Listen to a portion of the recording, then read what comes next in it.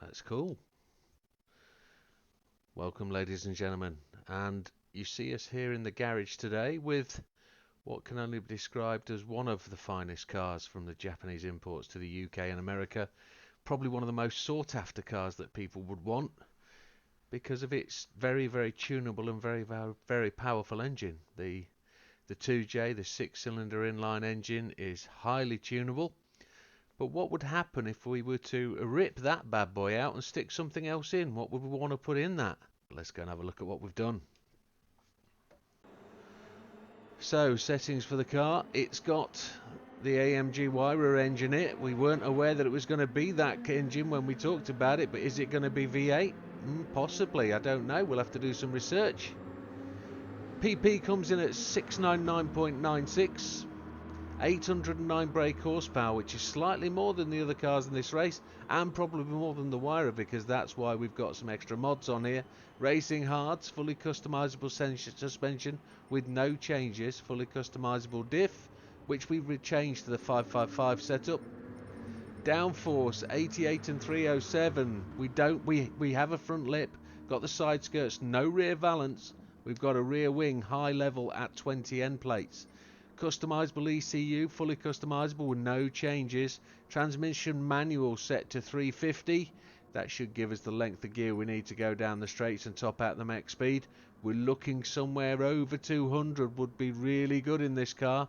Air cleaner, silencer and exhaust manifold all set to racing. Brake system and pads at racing.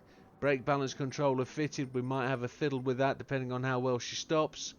Clutch and flywheel at racing. Carbon prop shaft. And then we have the increased body rigidity installed just to bring that PP down a fraction. No other adds. Let's get to the track. Welcome to the World Touring Car 700. It's just going to be 30 minutes of Le Mans. Settings will be assist, traction control 1, default ABS. Everything else off except active stability management and counter steer assistance, which we've got on strong. Controller settings, steering sensitivity 5, max torque 5. Force feedback sensitivity 6. Well folks, I'm just contemplating what we've got here. What did we do last time? We messed up, didn't we? We went the full reject and didn't bother to stop at the last time. As far as I know, this is going to try and manage a two-stopper.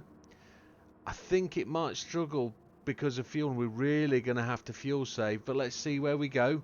The plan is a two-stop. I can't account for weather. I don't know what it's going to do. Let's get underway. Here we go then. First thing we do, folks, get that fuel map to 6. And then we'll manage that fuel as we go. Going to charge down the back of Mr. Bishop here. He's going to cover the inside lane. We're going to take him around the outside. Yes, we are. Braking into this corner nice and late. Get on the juice. Down to second. Give Mr. Kevlam a bit of a wide line because he likes to get a bit out and swingy. 2.5 on the fuel, so we're going to have to do some conserving, not singing, conserving. I think I meant to say saving.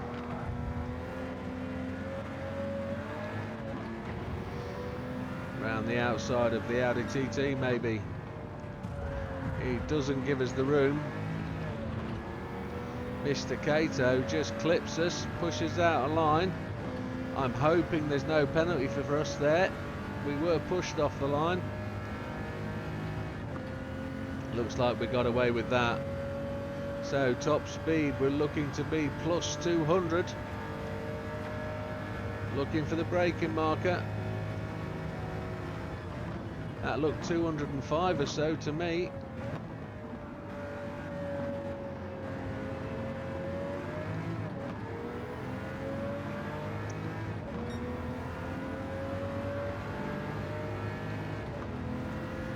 We're getting a squeezing up to 7th place already. Going to be in 5th. But fuel looks to be the problem, so we're going to have to just coast and lift, I think. We don't have the 7th gear, which gives its own issues, but fuel economy is going to be the challenge, so we really want to be able to get 3 laps out of this. And and with that being the case, we're going to have to coast and roll a little bit than we think we need to.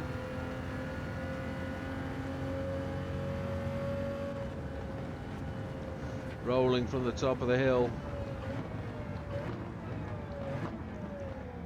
We're 0.1 down at this point. We'll just short shift as we go.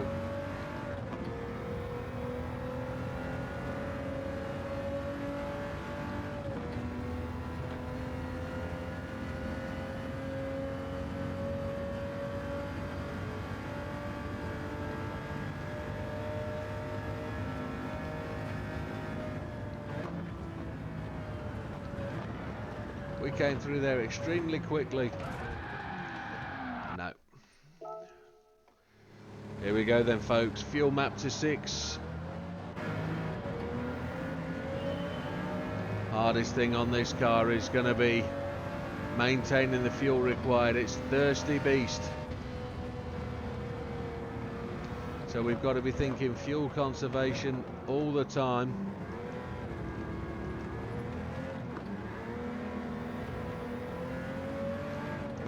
Short shifting as much as we can, coasting or rolling where it's possible to.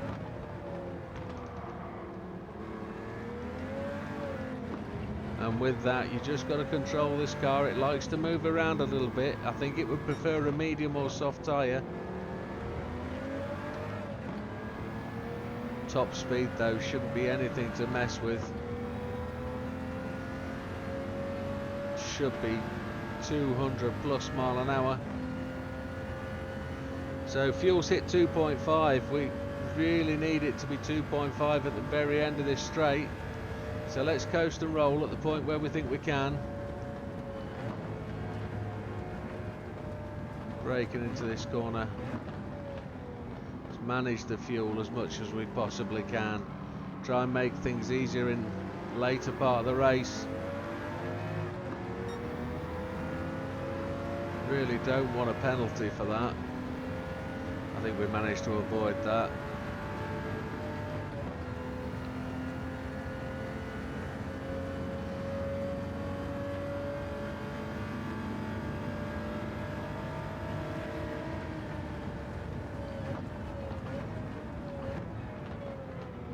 Up with Mr. Healy.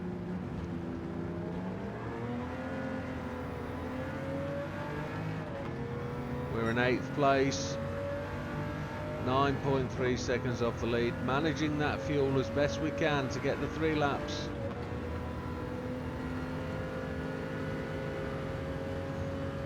Lift and roll at the top of the hill, there we go.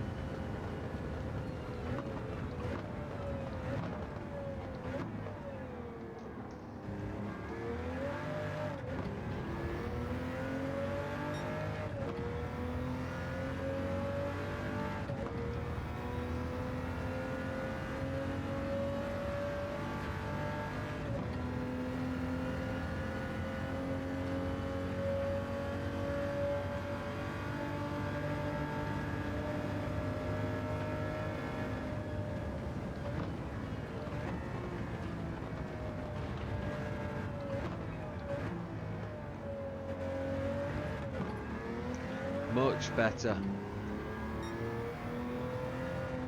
I have actually restarted this a couple of times because I just couldn't get the car through there. It's not because of the handling that it's a problem.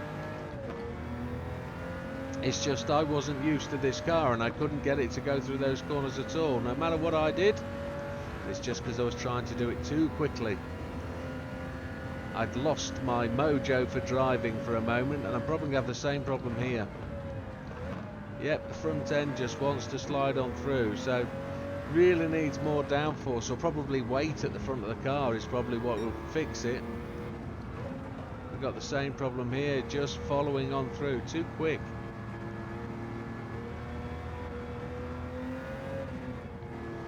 I'm used to just absolutely hammering it through here, and a car that needs to be gently tickled through the corners is what this needs to be. It doesn't like to be forced. It's There we go again. It just overshoots and it just doesn't want to turn in at speed. So more downforce for the front required, one would suggest.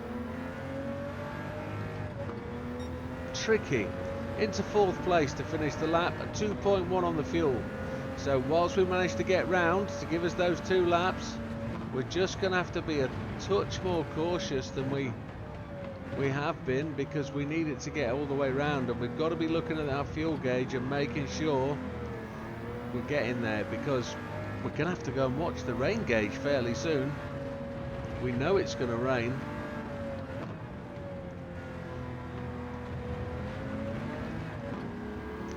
We're up with the guys at the front now.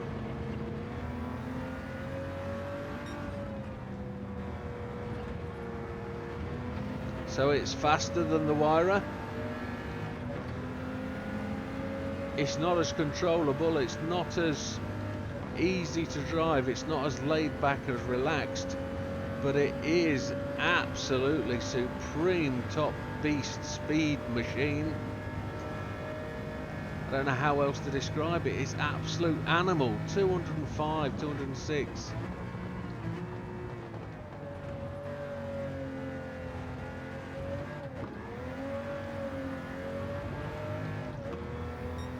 Give it that absolute gun. The opening lap was a 4:06 with a fuel save. I mean, wow, I'm blown away by that first lap. Whoa. If I can get this round the circuit in a manageable, comfortable way, this is going to be as quick, if not as fast, as the Huayra.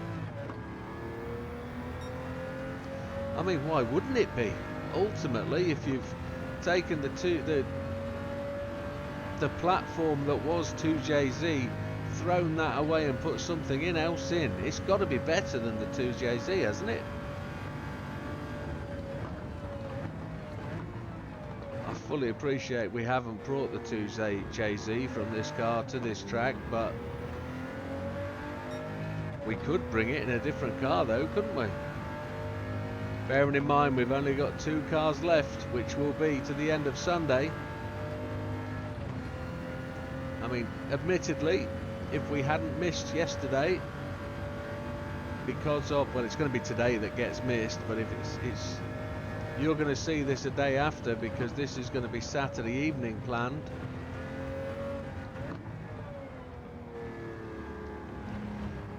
Planned for Saturday evening, then this would have been Saturday morning if the schedule had gone right. But you can't account for changes, and the schedule has to be flexible. 9 seconds in the lead. We're not getting any updates on where we are against the previous lap, because it wasn't an official lap, was it? So we're not going to see that. Fuel slightly, we've used a fair bit of fuel, I must admit. Gonna have to really tidy up the third lap.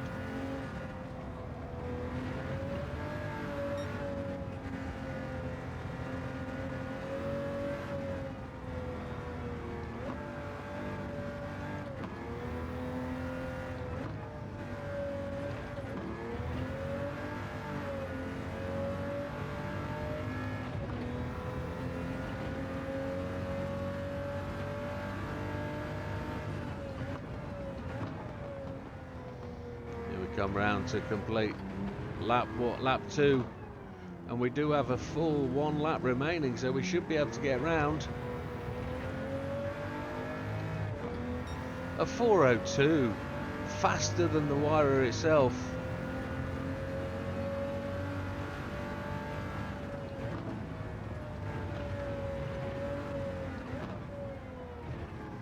Doesn't look to be rainy at all.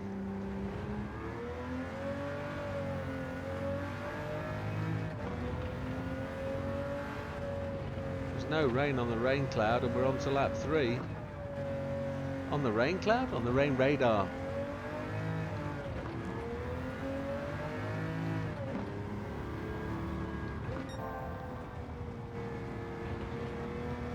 We came through there faster than we did last time. Gonna short shift our way through the gears. Gonna lift and coast. Purely because we need to get round and back to the pits before we run out. There doesn't look like there's going to be any rain. We can't see any on the radar. I'm going to lift and coast. Braking at the normal point.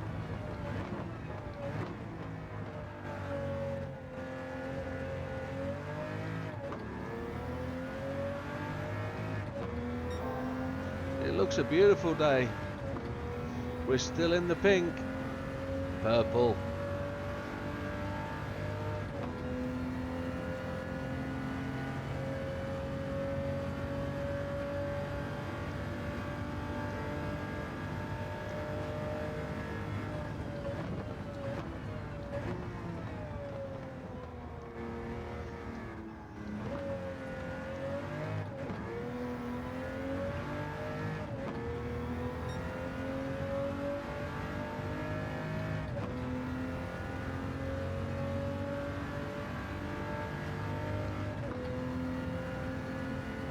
Still no rain on the rain radar.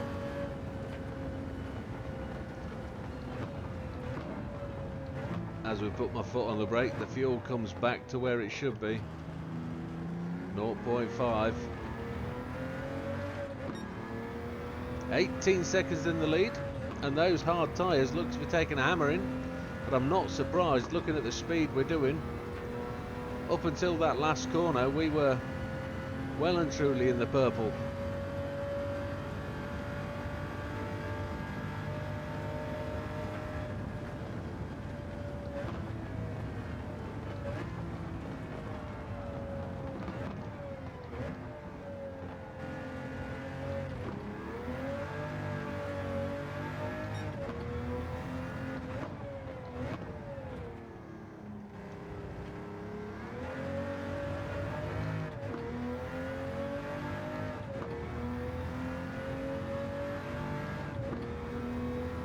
.22 seconds in the lead. Now that I'm actually used to where the car brakes and how it brakes and the speed you need, it's actually driving really, really well.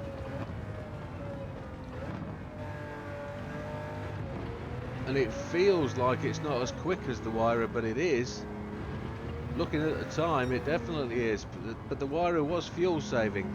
And I suppose this is to a degree, isn't it? We are lifting and coasting, etc. We didn't do so much in that 402, but the Huayra had so much more fuel capability.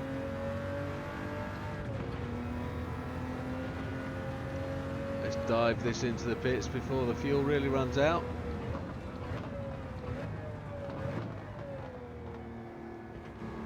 We've got no idea about the rain.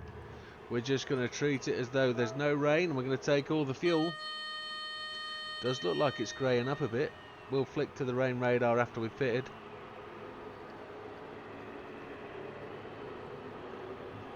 It's highly likely, with 26 seconds in the lead, that there will be rain after the pit stop. Although we haven't looked at the rain radar, which is probably a little bit silly.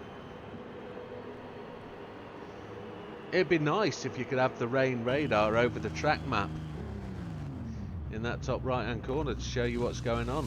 We do need the tyres. Those tyres looked hammered. Fuel going in.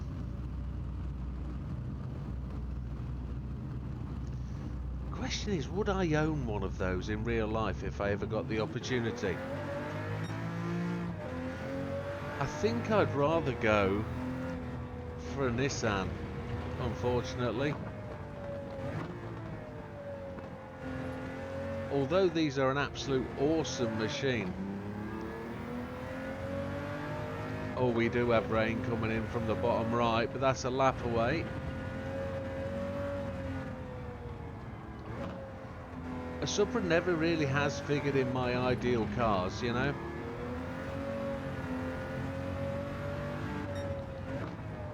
And I think owning one now would be a bit dinosaur-like, to be absolutely honest. Is that rain actually coming anywhere near us? Feels like there's rain in the air.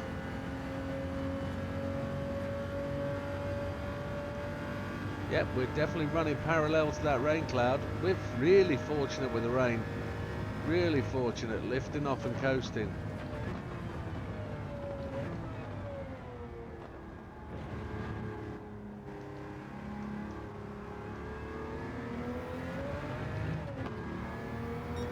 "17 seconds in the lead over Mr. Hayward." There's some really heavy rain in that rain cloud, isn't there? Look. I don't think I see any pink, but holy holy, there's some big lots of yellow, but burning themselves out by the looks of it. Gonna lift and coast onto the brakes.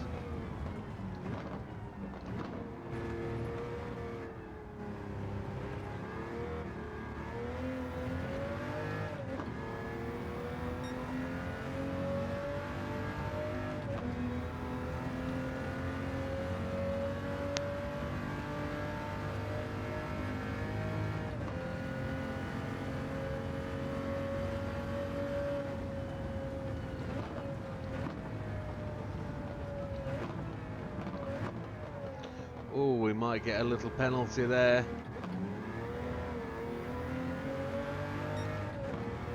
Half a second for putting our right hand wheels over that white line. We can manage that. A little bit careless.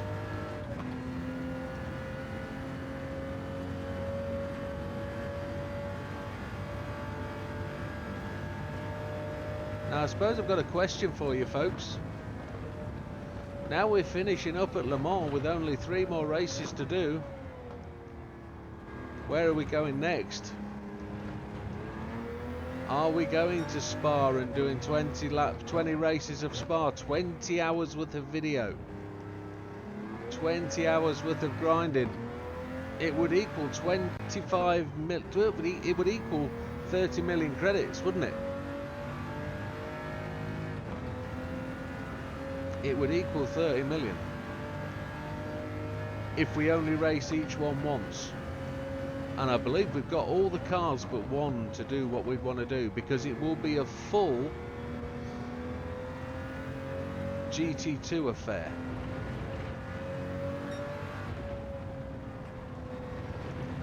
We would take every GT car to the track and try and beat it. We'd probably flesh it out with some GT500s. GT2, GT1s. Where are we? This is lap 4 onto lap 5. So this is the out lap. Then we go on to a single sprint job. Or are we going somewhere different? Where do we want to grind next? I think it's got to be Spa, hasn't it, really? The traditional 4 grind tracks. Or do we want to go somewhere else? Do we want to go somewhere shorter with some short, quick, quirky videos?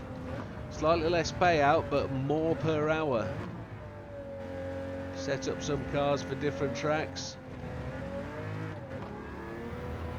You can give me some feedback in the comments below.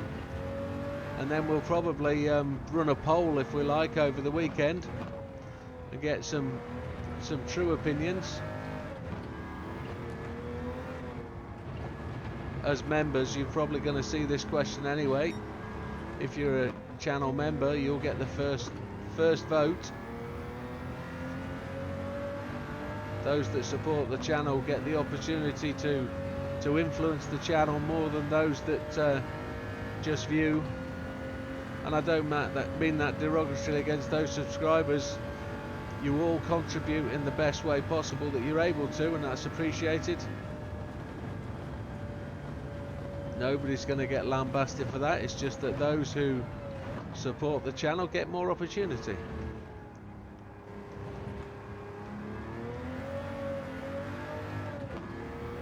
It's only fair. So we're 26 seconds on the lead. There's no rain on the rain radar whatsoever. We've got 1.7 on the fuel map. We want that to be 1.5 at the bottom of this straight. I'm going to lift and coast. It's getting greyer.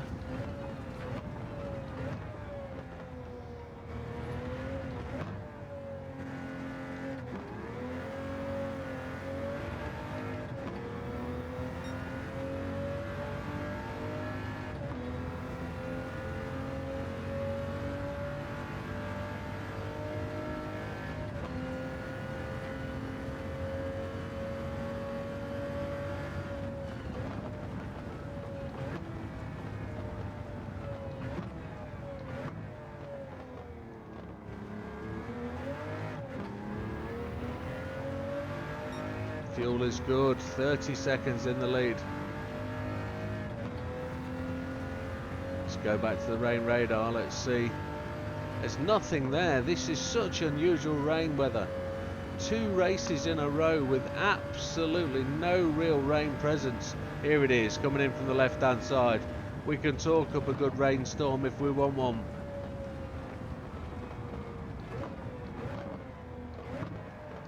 Having to manage the car all the way into there.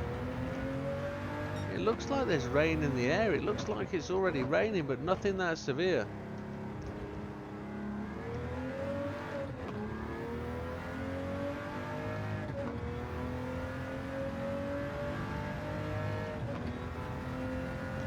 And this is the flying lap.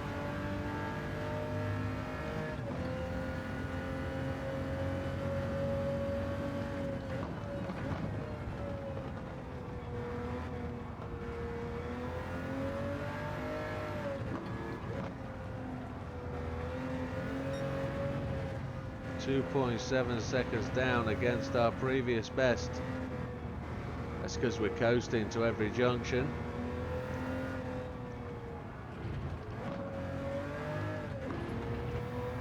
Now we're in fear of touching the 8 laps again, aren't we? Don't really want to be touching the 8 laps. 36 seconds in the lead.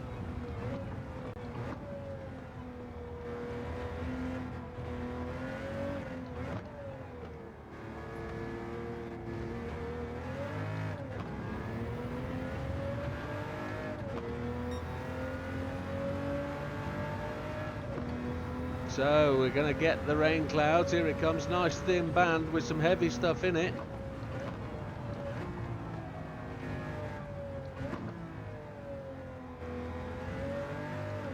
Tyres are starting to show a bit of wear to the rear. So brake balance all the way to the front is helping the rear tyres out.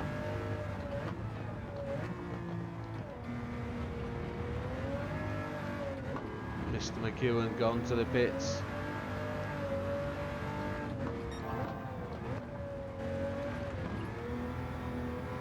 And we get a penalty for track transitions. Well, I don't know where we... Did we flick the green pylons on the right hand side? I think we might have done. That might be where that comes in. So rain on the way.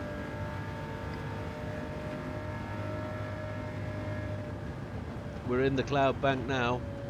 I'm just going to coast and lift and then brake into the corner.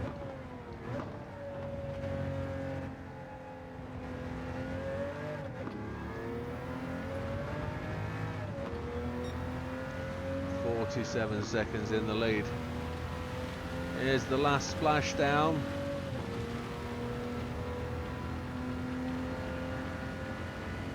And the sun's back out. Helicopters in the air. Just going to lift.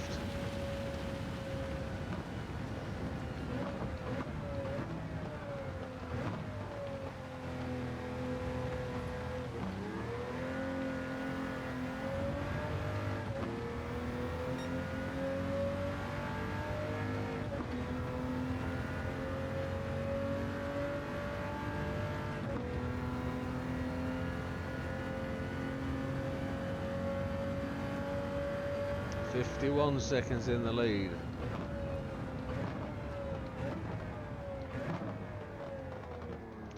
Worst part of this is this car is absolutely flying and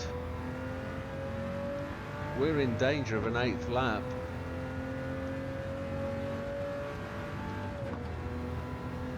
We're going to have to coast and roll quite a bit to slow the car down.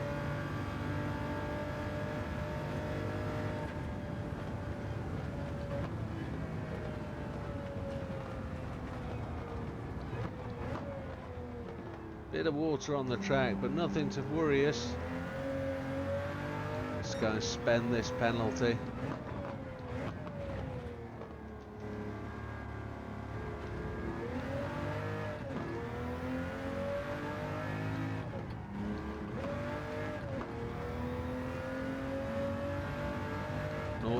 .4 laps of fuel. 5 minutes 41. Now the question is it possible to win this race in 6 laps? I've tried it, and I won the race in 6 laps, but it wasn't a video I could post. There was a bit of swearing went on. However,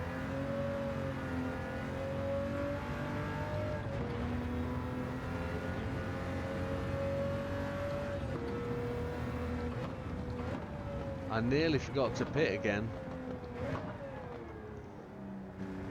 I was thinking about that final lap. So 4 minutes 54. We're going to change tyres and we're going to take the fuel just to slow us down. We don't need to, but we want to hit. We don't want to hit that 8th lap.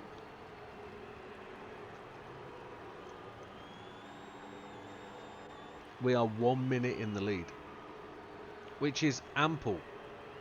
We could run to coast a little bit.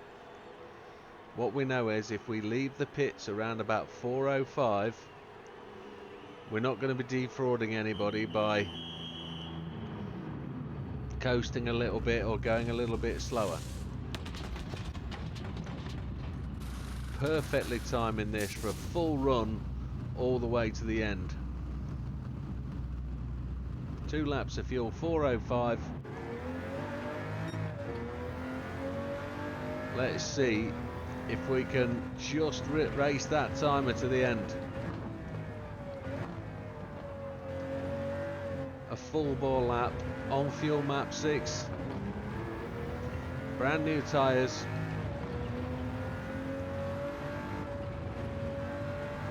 We want to try and time this exactly for a 30-minute race. As close to the 30 minutes as we can get at the end.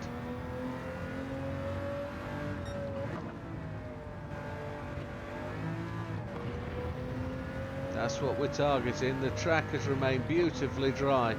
The weather has been absolutely stupendous. 55 seconds in the lead. No, we're losing that as the cars come through. 46 seconds in the lead.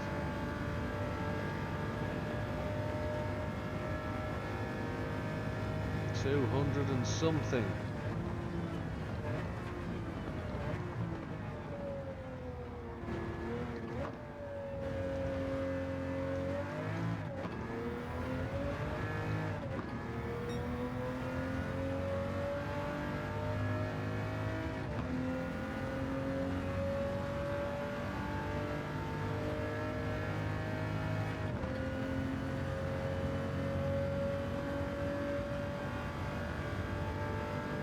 Gonna brake at the usual point for speed.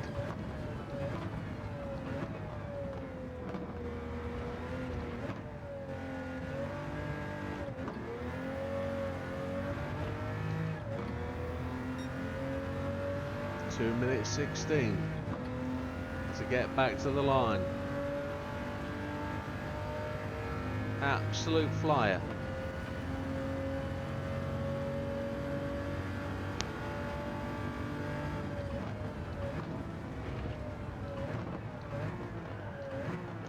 We slid straight through there. That was unreal.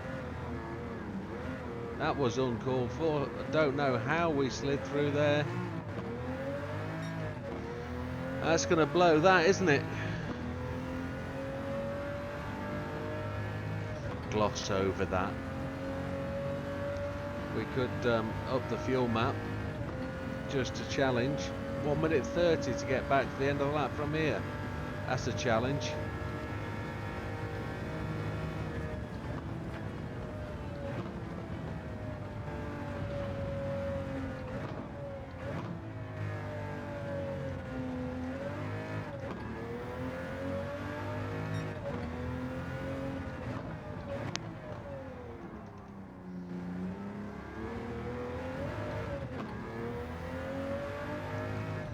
Track feels a little bit greasy.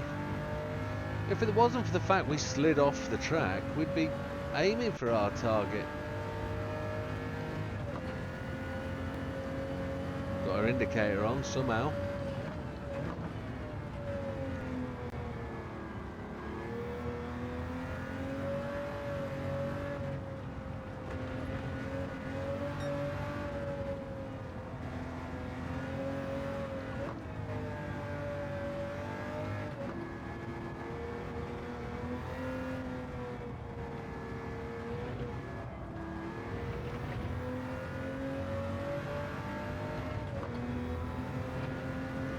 16 seconds to go.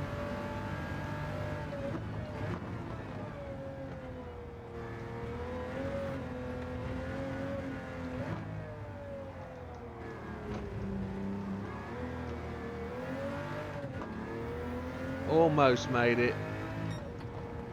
It should be the closest time finish for 6 laps, 7 laps, for any car we've tried. And I have to tell you, it's not the hardest car to drive. It's just after driving the Huayra, to jump into this, which is more active, more power, slightly less unevenly balanced. It's an engine swap car that is probably overpowered and etc.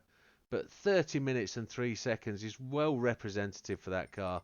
A 402.448 is the second fastest car we've used. It deserves every little bit of accolade, and any mistake is down to the driver. But you can go and take that setup, you can do with it what you want to. It wins the clean race bonus. We're now rattling along over the 23. We've never got to the target of 30 because we keep buying cars. But there she is, folks. It is a classic in the mid-90s. If you're my age, you'll have known them all the way through the movies that have been in. They're real heroic cars. It's up to you what you do, though. If you want to take that, set it, play with it, twist it, look how much that front end dips into the corner. Might do with a bit of stiffening up of that chassis. However, thank you very much for sticking with us. We'll see you on the next one. All the best. Take care.